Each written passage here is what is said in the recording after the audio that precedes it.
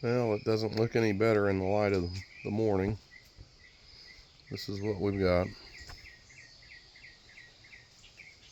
I was hoping for a nice day in the shop, staining, painting, a little bit of sanding, but I reckon I'll be doing a little different kind of woodworking today. After we saw this, I mentioned to Teresa that I don't know why these maple trees are so weak here. The maple trees at the old farm been standing for, I know, over 100 years.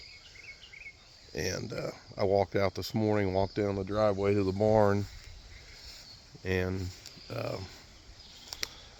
one of those big maple trees was knocked over from the roots. It's a lot of damage.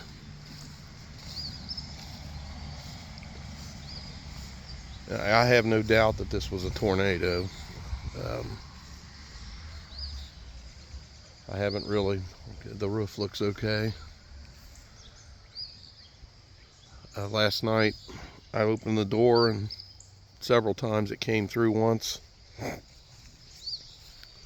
then died down. And the sun came out behind the storm and the skies were orange behind the house. And I told her, I said, that just kind of spooked me. I told her, I said, I've seen that before and it didn't end well. And I looked outside again and everything was completely dead calm. There wasn't a breeze blowing. And it wasn't 10 minutes when I opened the door and I could see the trees were spinning in the tops.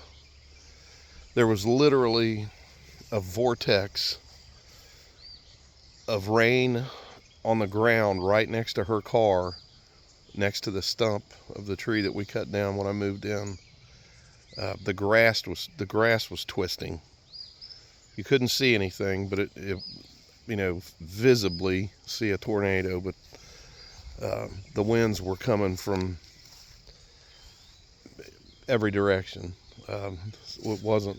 I don't believe it was straight line winds. It could have been, but I just don't think so. But I went out last night after everything died down. This is the poplar tree that last year in those straight line and those winds that we had, those hurricane type winds, lost the top of it. Now it blew over, it almost hit the house. This top blew this way. That tree's pretty much done. I'm gonna have to cut it down. But when I walked down past the barn, this is what I saw. Big locust tree blew down all the way across my brother's lawn. That's got to be 100 feet. It's actually touching the fence. But if you look up here,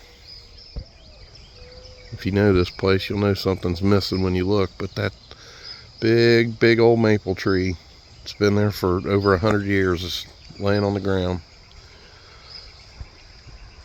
There's my garbage all over out here.